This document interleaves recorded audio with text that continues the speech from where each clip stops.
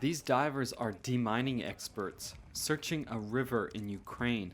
Ukrainian forces took back the Sumy region from Russian forces in April, but 4 months on, cannon shells are still being fished out in its waters.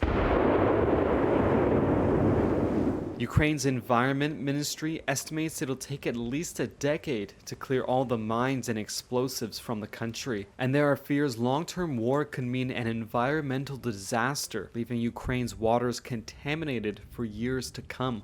Denis Monastyrsky is Ukraine's interior minister. It is known that water demining will go on for years. It is the area where we have a lot of work to do. We estimate the work that has to be done to demine Ukraine's waters will take at least 5 to 7 years. Why? Because it's the most difficult type of demining.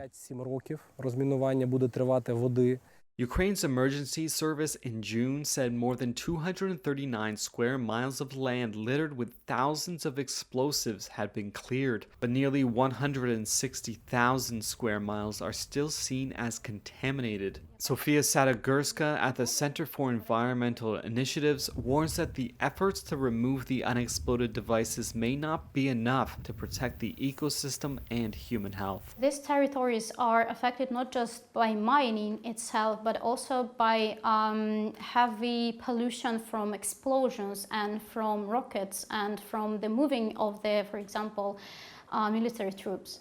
So to just remove mines on these territories will not be enough to restore all this unique ecosystem. An estimated 27% of Ukraine's land needs demining. Last week, the U.S. government approved $89 million in funding to help in the efforts.